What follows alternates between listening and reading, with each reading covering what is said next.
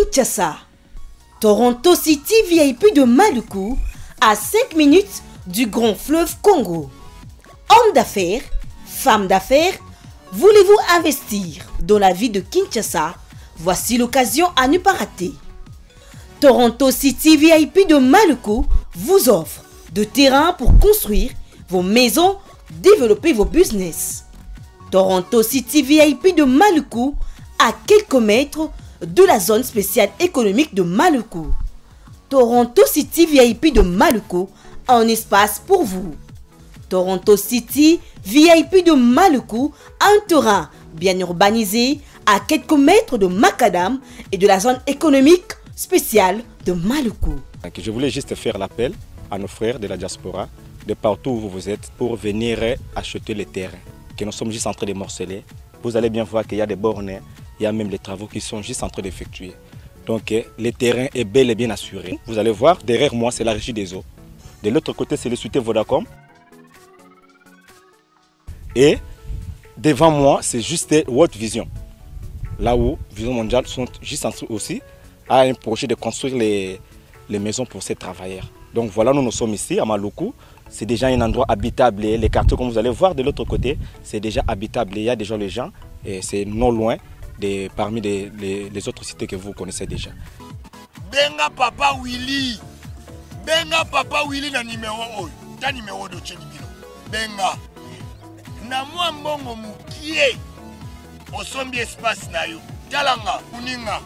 Toronto City VIP de Maluku vous propose de terrain de 20 mètres carrés sur 20 mètres carrés non loin de la cité Vodacom et Régie des eaux. Toronto City VIP de Maluku, un meilleur endroit pour vos affaires.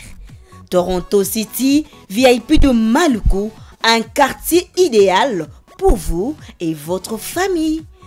Toronto City VIP de Maluku, mangez bio au bord du fleuve Congo. Pour tout contact, veuillez vous adresser à Willy Mafuta au +1 90 57 30 15 40. Toronto City VIP de Maluku, c'est fantastique. Le thème de la prédication d'aujourd'hui est intitulé les baptêmes. Alors, c'est quoi les baptêmes? Bien, j'aimerais faire la prière avant de commencer ce message. Éternel Dieu, merci pour ce privilège que tu m'as accordé pour prêcher ta parole. Laisse que ce message transforme la vie de tous ces à celles qui les suivront pour qu'ils arrivent à la connaissance de la vérité de ta parole. Je te rends toute la gloire. C'est toi qui es notre Dieu. Au nom de notre Seigneur Jésus-Christ. Amen. Bien, très chers téléspectateurs, c'est quoi le baptême? Vous savez, le mot baptême vient du grec, qui veut dire baptizo. Ce mot baptizo a été transcrit en français par baptême. Le mot baptizo en français, c'est nager, plonger, immerger. Praise God. Vous savez, dans l'ancien temps,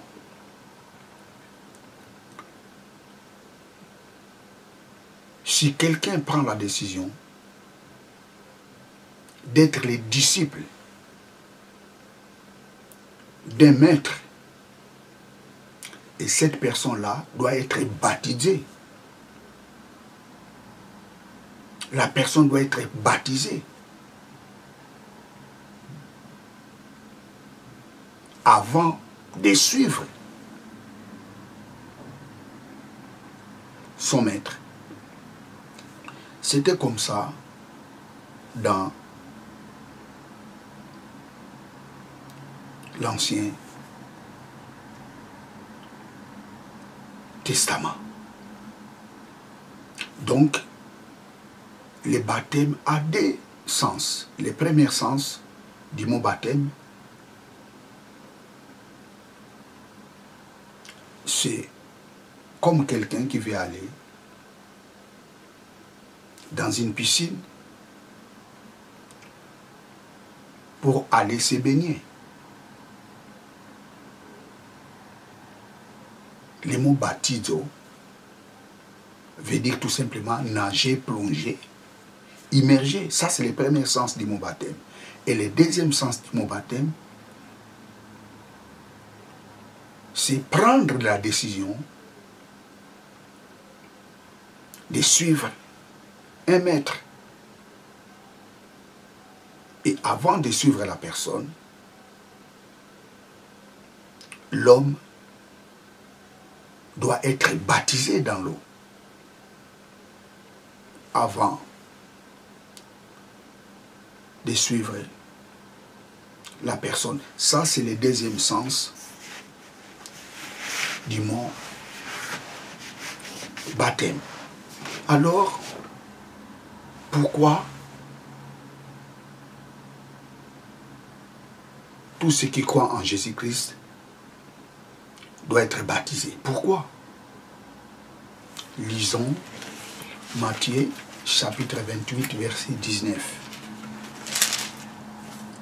Matthieu 28, verset 19. Allez faire toutes les nations les disciples, les baptisant au nom du Père, du Fils et du Saint-Esprit. Tout croyant en Christ doit obligatoirement être baptisé. Pourquoi? Parce que c'est la recommandation de notre Seigneur Jésus-Christ. Le baptême est la recommandation de notre Seigneur Jésus-Christ.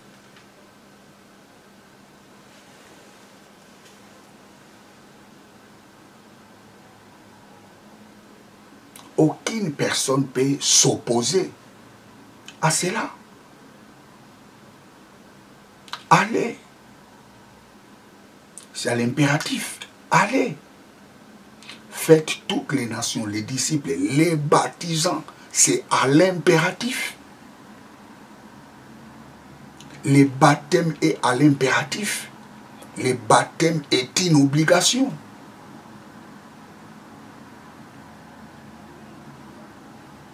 Tout croyant en Christ doit être baptisé.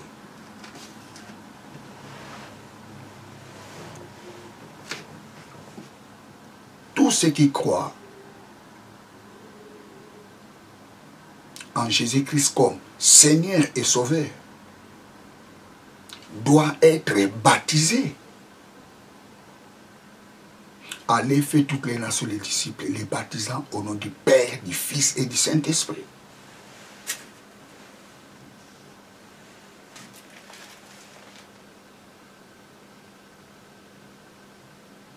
Pourquoi les croyants doivent être baptisés?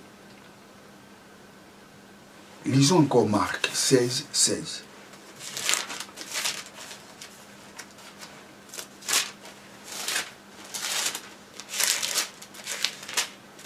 Marc 16, 16. L'évangile de Saint Marc, chapitre 16, verset 16. Celui qui croira et qui sera baptisé sera sauvé. Mais celui qui ne croira pas ne sera pas. Celui qui ne croira pas sera condamné, j'ai redit. Celui qui croira et qui sera sauvé.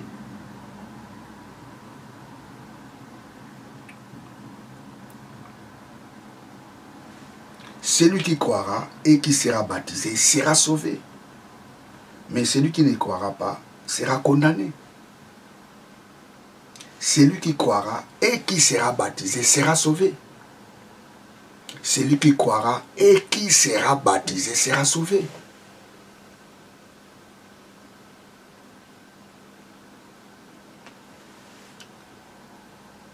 Tout chrétien qui refuse le baptême n'est pas encore sauvé. Pour être sauvé, il faut croire en Jésus-Christ et être baptisé.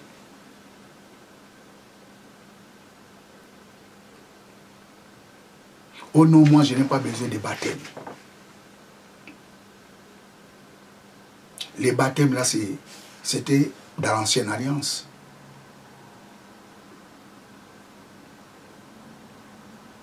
Dans la nouvelle alliance, on n'a pas besoin d'être baptisé. Il suffit seulement de croire en Jésus-Christ. Non.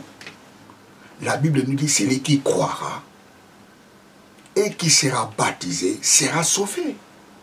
Croire, baptême égale le salut. Tout chrétien qui refuse le baptême n'est pas sauvé. Je n'ai rien inventé.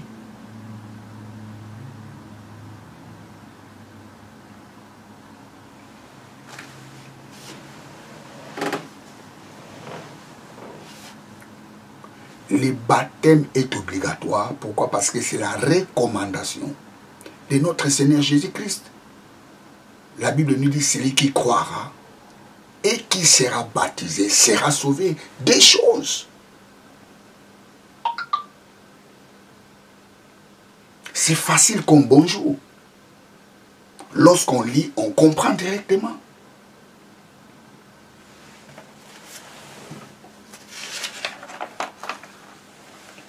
Mais écoutez, il y a une exception. Celui qui accepte Jésus-Christ et qui meurt après sa conversion, sans être baptisé, cette personne-là est sauvée.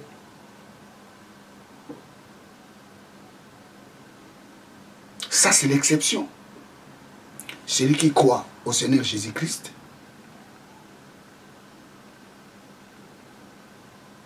et qui meurt sans être baptisé est sauvé. Prenons l'exemple des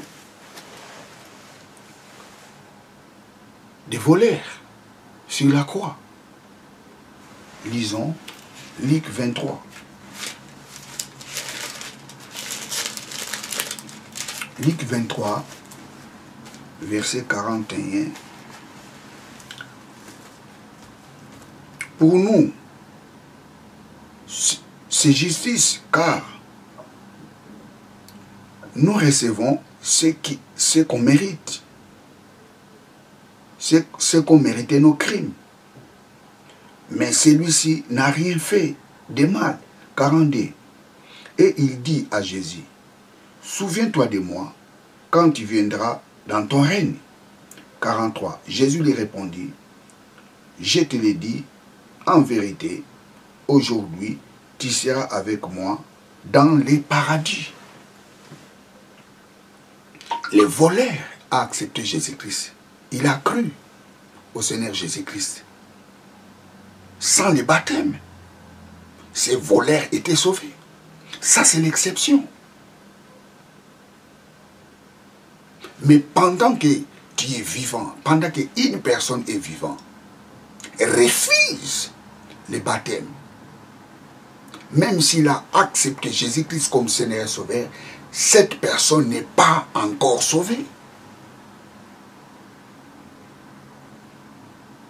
Si tu crois que Jésus-Christ est ton Sauveur, tu dois croire aussi ce qu'il a dit. Tu crois que Jésus-Christ est ton Sauveur, mais tu ne crois pas ce qu'il a dit. C'est contradictoire. Le baptême est obligatoire. Ce n'est pas à négocier. Celui qui croira, qui sera baptisé, sera sauvé. Les salis égale croire plus les baptêmes.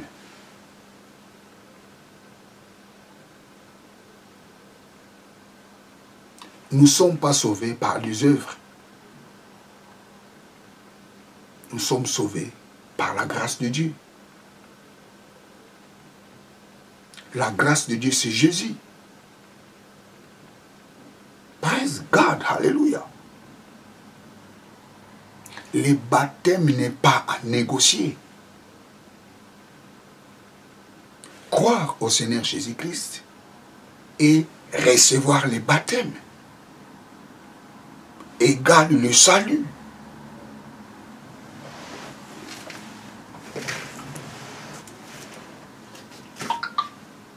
Vous savez, aujourd'hui nous avons un grand problème. Nous avons un problème sérieux. C'est pour cela que nous devions être comme les chrétiens de Béret. Lorsque quelqu'un prêche la parole de Dieu, nous devons ouvrir nos Bibles, sonder les Écritures, voir si ce que la personne est en train de prêcher est vrai.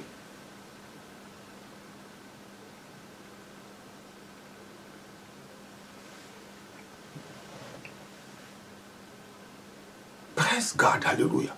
Alors, les baptêmes symbolisent quoi? Romains 6.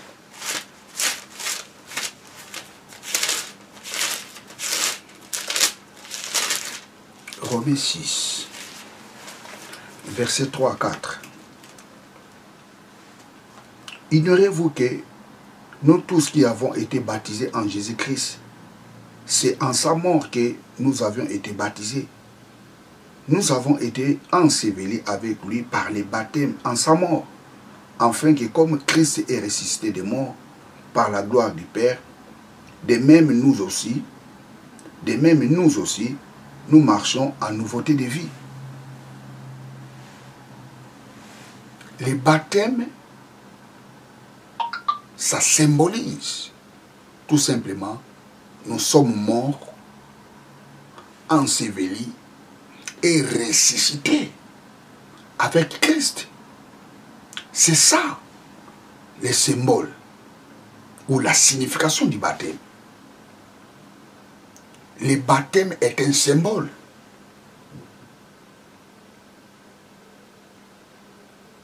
Le baptême est un symbole qui signifie tout simplement nous sommes morts,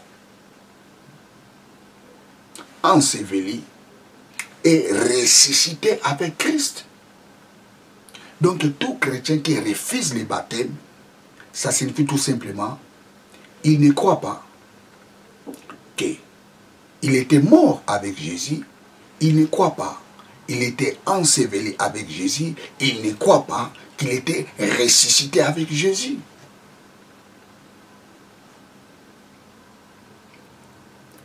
Le baptême est un symbole.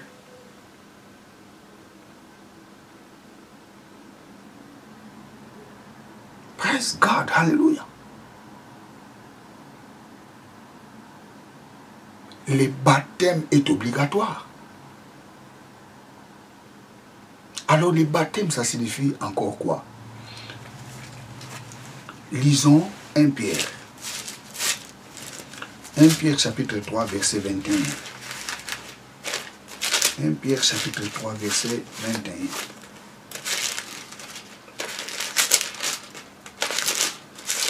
1 Pierre chapitre 3 verset 21. 1 Pierre chapitre 3 verset 21.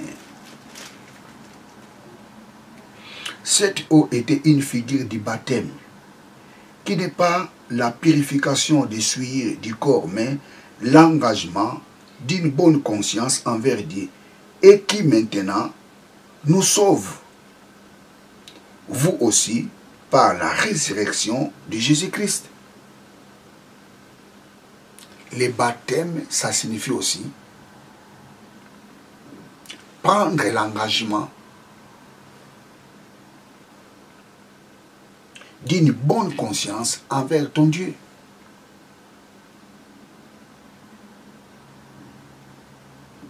Lorsque la personne accepte d'être baptisée, ça signifie que cette personne-là prend l'engagement de bonne conscience envers son Dieu.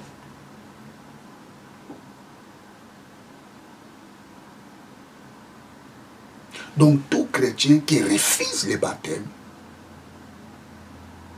ce chrétien-là refuse de prendre l'engagement d'une bonne conscience envers son Dieu.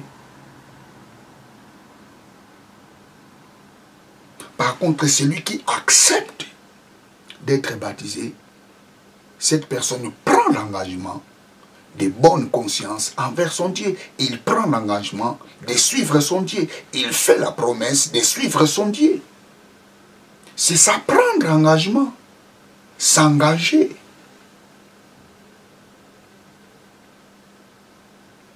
De suivre Jésus jusqu'à la fin de sa vie.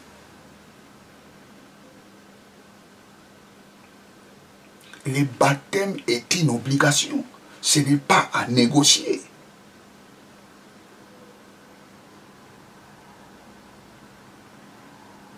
Le baptême d'eau est obligatoire. Le baptême d'eau est un symbole qui signifie nous sommes morts, ensevelis et ressuscités avec Christ. Praise God, hallelujah.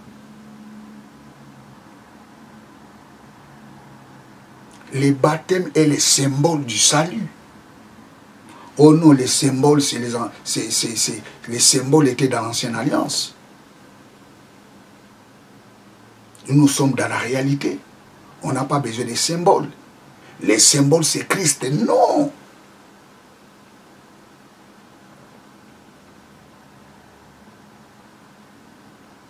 Praise God, hallelujah. Le baptême est une obligation.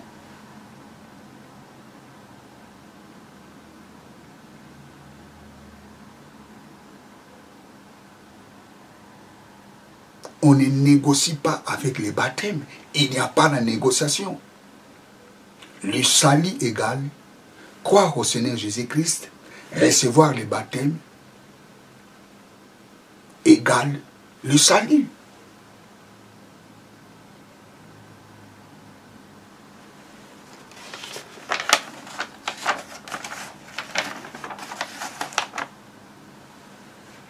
Prenons 1 Corinthiens. 1 Corinthiens 15. 1 Corinthiens 15.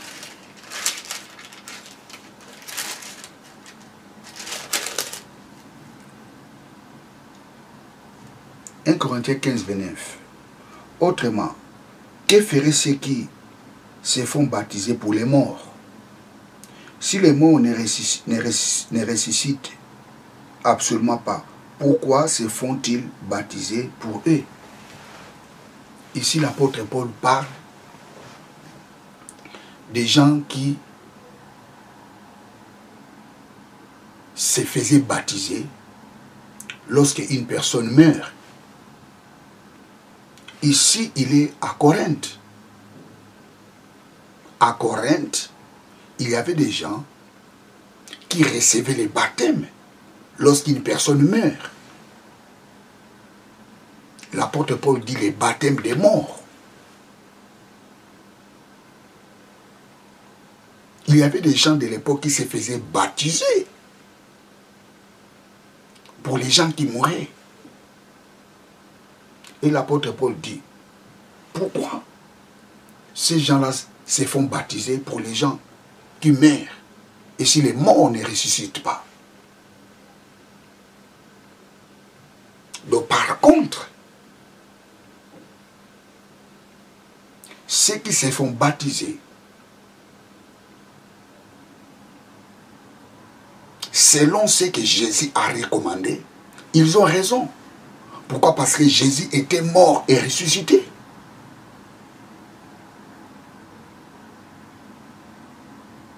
L'apôtre Paul dit, hey, il y a des gens qui se font baptiser pour les morts, pendant que ces morts-là ne ressusciteront pas. Qui signifie, ceux qui se font baptiser, selon la parole de Jésus, ils ont raison d'être baptisés. Pourquoi? Jésus était mort et ressuscité.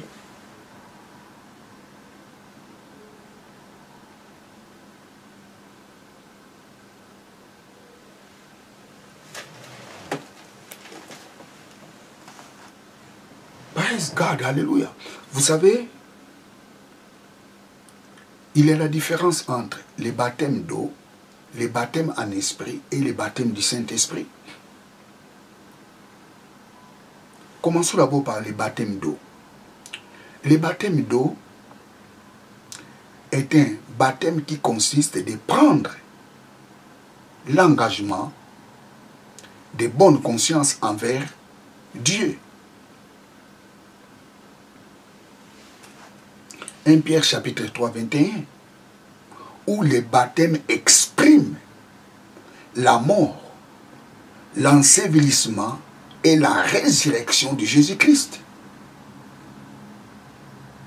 Romains chapitre 6, versets 3 à 4, ou Colossiens chapitre 2, versets 11 à 12. Le baptême d'eau est un baptême qui consiste de prendre un engagement de bonne conscience envers Dieu. Ou le baptême d'eau exprime la mort, l'ensevelissement et la résurrection de Jésus. Et on reçoit ces baptêmes lorsqu'on croit en Jésus-Christ. Tous ceux qui croient que Jésus-Christ est Seigneur et Sauveur, ils doivent recevoir le baptême. C'est une obligation. Ce n'est pas à négocier. Ce n'est pas un baptême spirituel, non, c'est le baptême d'eau.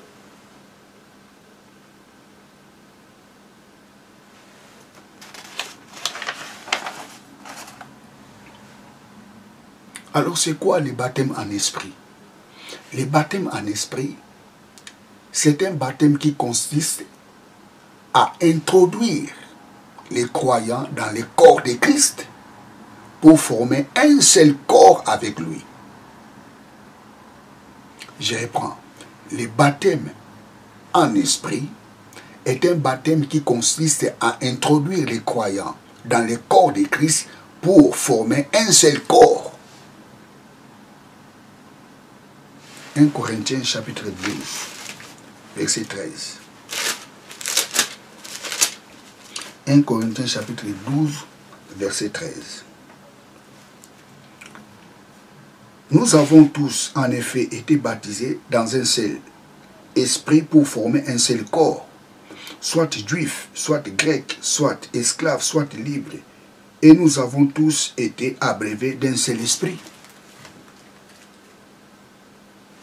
Les jours où nous avons eu la décision d'accepter Jésus-Christ comme Seigneur et Sauveur, c'était ces jours-là, nous avions été baptisés en esprit.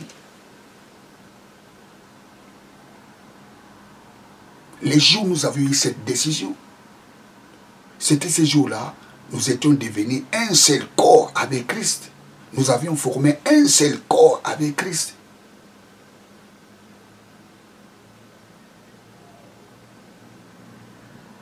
Tous ceux qui acceptent Jésus-Christ comme Seigneur et Sauveur, ils ont formé un seul corps avec Jésus. C'est ça le baptême en esprit. Je redis, nous avons tous en effet été baptisés dans un seul esprit pour former un seul corps. Nous avons été baptisés dans un seul esprit pour former un seul corps. Le baptême en esprit, c'est le baptême qui consiste à introduire les croyants dans le corps de Christ pour former un seul corps.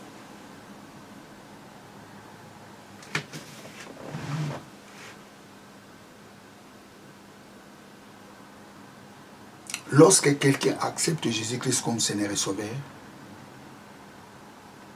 cette personne-là forme un seul corps avec Christ. Cette personne-là, son corps devient le temple du Saint-Esprit. Cette personne-là devient une nouvelle créature.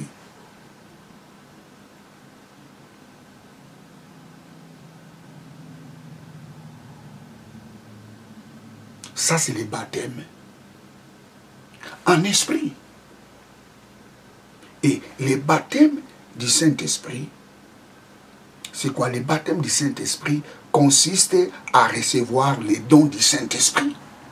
Vous savez, il y a plusieurs personnes qui font un peu la confusion entre le baptême en esprit et le baptême du Saint-Esprit. Le baptême du Saint-Esprit consiste de recevoir les dons du Saint-Esprit.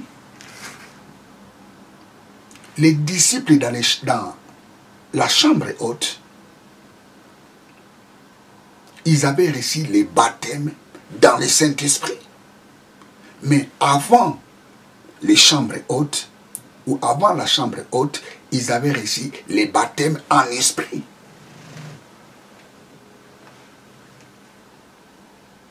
Lisons Jean. Jean chapitre 20.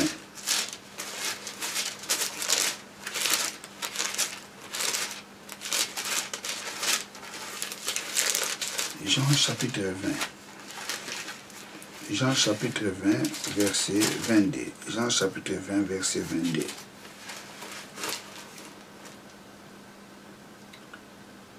Après ces paroles, il souffla sur eux et leur dit, recevez le Saint-Esprit.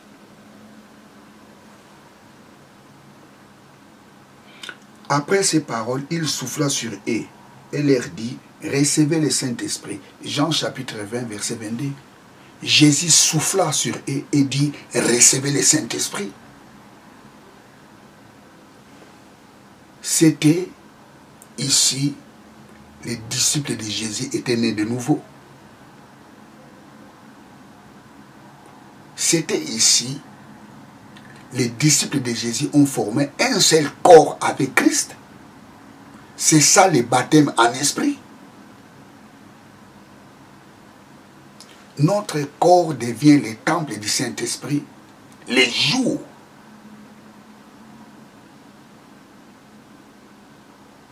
nous avions pris la décision de recevoir Jésus-Christ comme Seigneur et Sauveur.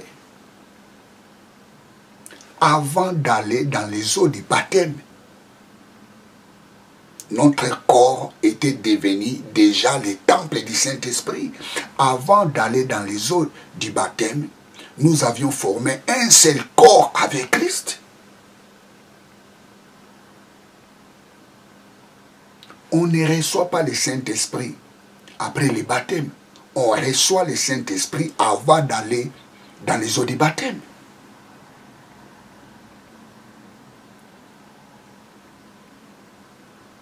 Praise God, alléluia.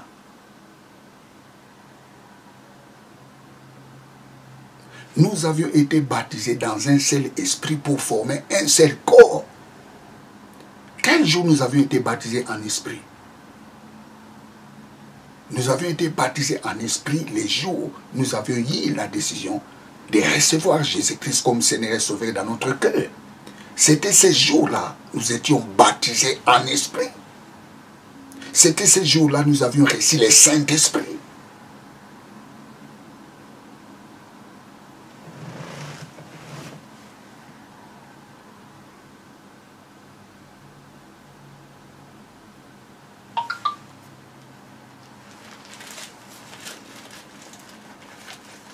Praise God, hallelujah, praise God.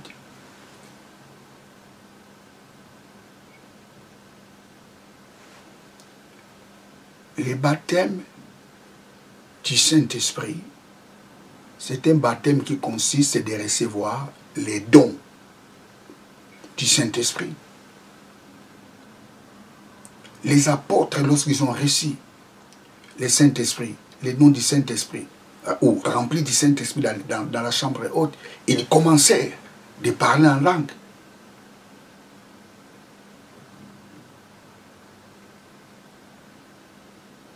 Partout où les apôtres priaient pour que les gens reçoivent le Saint-Esprit, les gens parlaient en langue.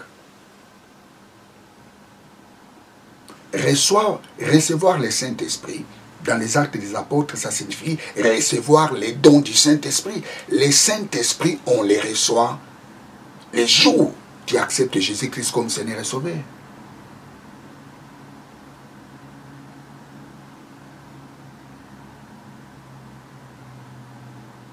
On reçoit le Saint-Esprit lorsqu'on accepte Jésus-Christ comme Seigneur et Sauveur.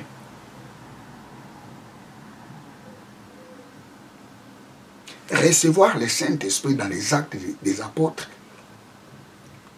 il s'agit de recevoir les dons du Saint-Esprit.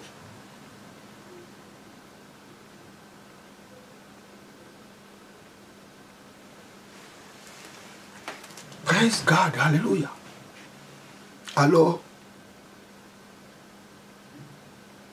quel baptême devons-nous recevoir?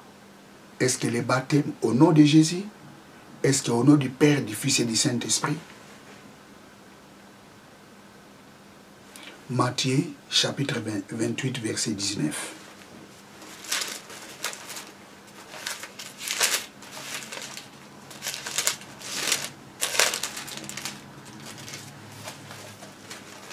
Allez, faites toutes les nations des disciples, les baptisant au nom du Père, du Fils et du Saint-Esprit. Jésus dit, allez, faites toutes les nations des disciples, les baptisant au nom du Père, du Fils et du Saint-Esprit. Ça, c'est la parole de Jésus.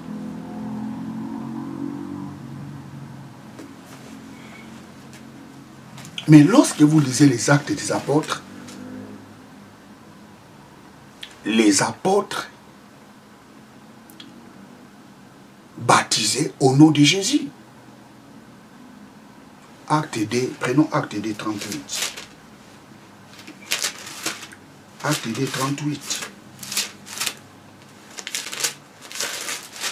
Acte 2, 38. Acte 2, 38.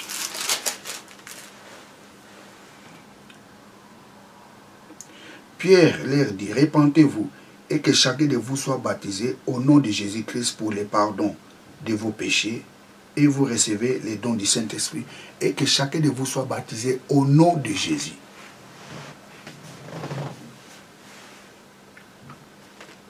Vous savez les mots, les noms, en grec c'est onoma.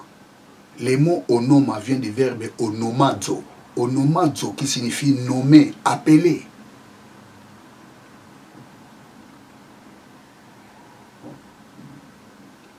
Que chacun de vous soit baptisé au nom de Jésus Christos.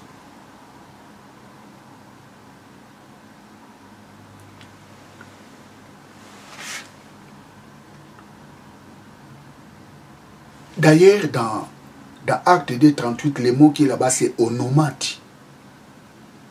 Onomati qui signifie selon les noms.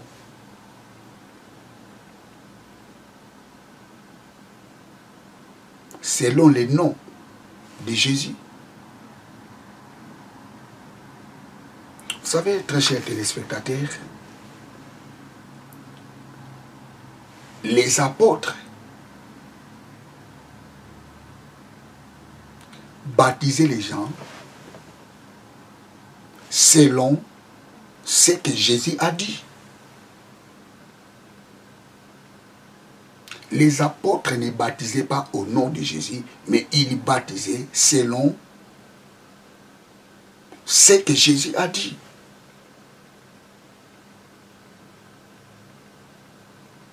Jésus a dit quoi? Allez, faites toutes les nations les disciples, les baptisant au nom du Père, du Fils et du Saint-Esprit.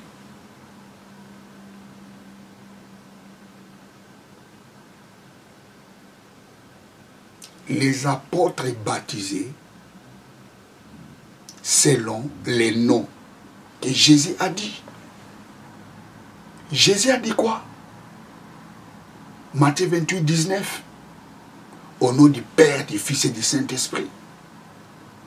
Les baptêmes au nom de Jésus, ça signifie les baptêmes selon ce que Jésus a dit. Oh non! Les apôtres ont compris que Jésus c'est lui-même le Père, c'est lui-même le Fils, c'est lui-même le Saint-Esprit. C'est faux.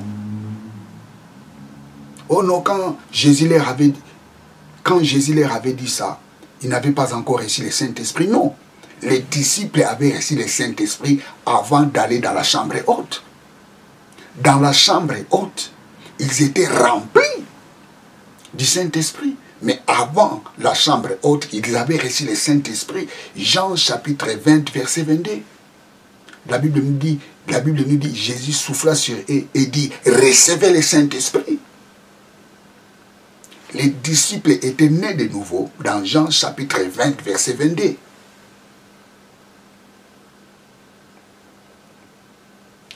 Les baptêmes au nom de Jésus, ça signifie les baptêmes selon ce que Jésus a dit.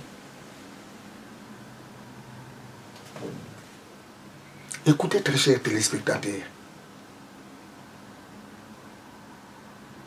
Est-ce qu'un humain peut corriger Dieu?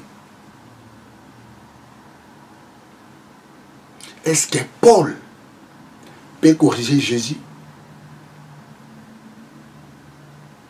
Est-ce que Pierre peut corriger Jésus?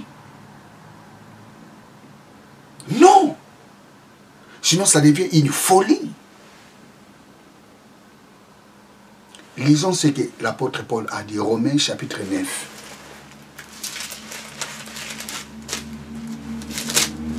Romains chapitre 9, versets 20 à 21.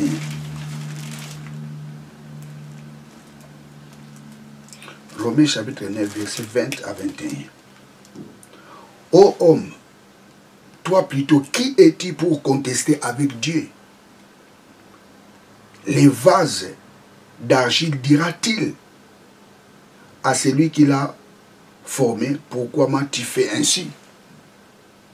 Est-ce que les vases d'argile peut dire à celui qui l'a formé, pourquoi tu m'as fait ainsi?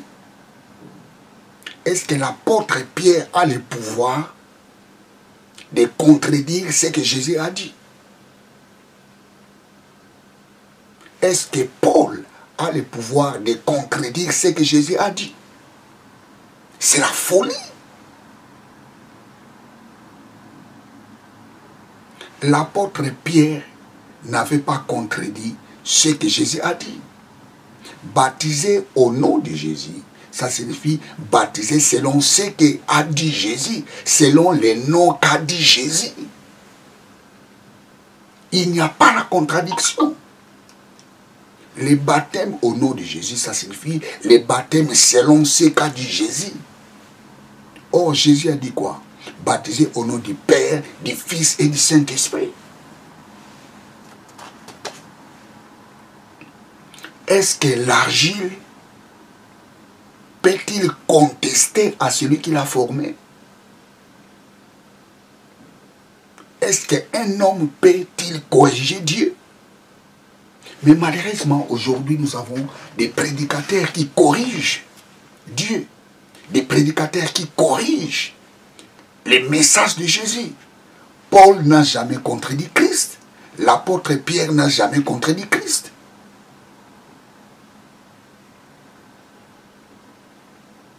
Il n'y a pas la contradiction entre Pierre et Jésus. Baptisé au nom de Jésus, ça signifie baptisé selon ce qu'a dit Jésus.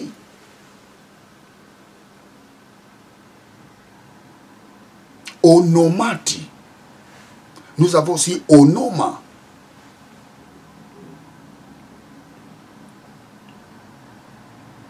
Le baptême est très important dans la vie d'un enfant de Dieu.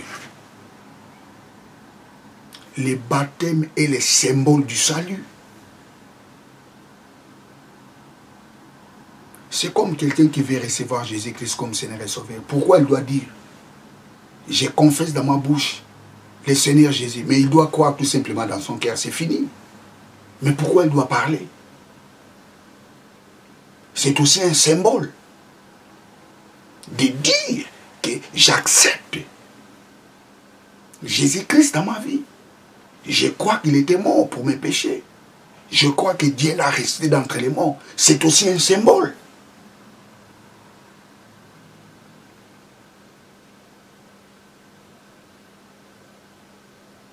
Le baptême est un symbole qui signifie lorsque Christ était mort, nous sommes morts avec lui. Lorsqu'il était enseveli, nous étions ensevelis avec lui. Lorsqu'il était ressuscité, nous sommes ressuscités avec lui. Le baptême, c'est un symbole aussi qui signifie nous prenons l'engagement ou nous faisons la promesse de suivre Jésus jusqu'à la fin de notre vie.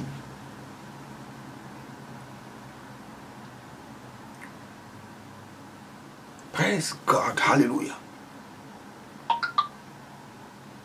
Est-ce que tu veux accepter Jésus-Christ comme Seigneur et Sauveur dans ta vie? Si tu veux l'accepter, fais cette prière avec moi. Il y a les salis en aucun autre nom. C'est le nom de Jésus qui sauve. Tu veux recevoir Jésus-Christ dans ton cœur? Fais cette prière avec moi. Lorsque je dirai mon nom, toi tu diras le tien ou la tienne. Faisons la prière. Éternel Dieu, je confesse dans ma bouche le Seigneur Jésus. Je crois dans mon cœur que Dieu l'a ressuscité d'entre les morts pour que je sois sauvé. Papa, merci parce que je suis sauvé. Papa, merci parce que je suis devenu une nouvelle créature. Papa, merci parce que les anciennes choses sont passées et voici toutes choses sont devenues nouvelles dans ma vie. Papa, merci parce que je suis sauvé. Papa, merci parce que je crois que Christ était mort pour mes péchés et qu'il a ressuscité d'entre les morts pour que je reçoive la vie éternelle. Merci parce que j'ai reçu la vie éternelle. Papa, merci parce que je suis devenu une nouvelle créature. Je te rends toute la gloire. C'est toi qui es mon Dieu. C'est toi qui es mon Seigneur. Au nom de notre Seigneur Jésus-Christ. Amen. La prière que tu viens de faire vient de changer les cours de ta vie. À partir de maintenant,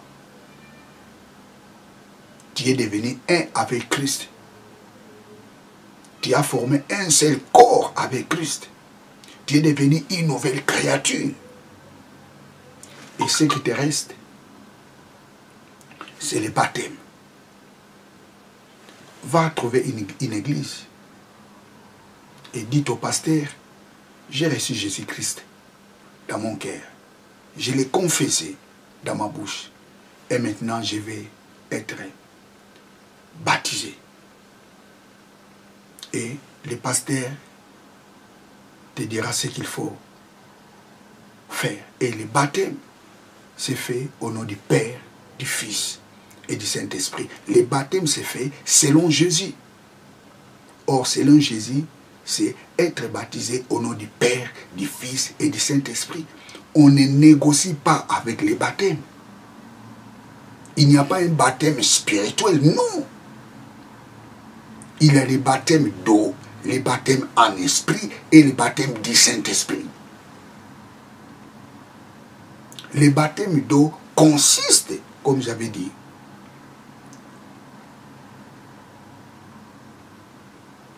de prendre l'engagement de bonne conscience envers Dieu. Et il exprime aussi la mort, l'ensevelissement et la résurrection de Jésus.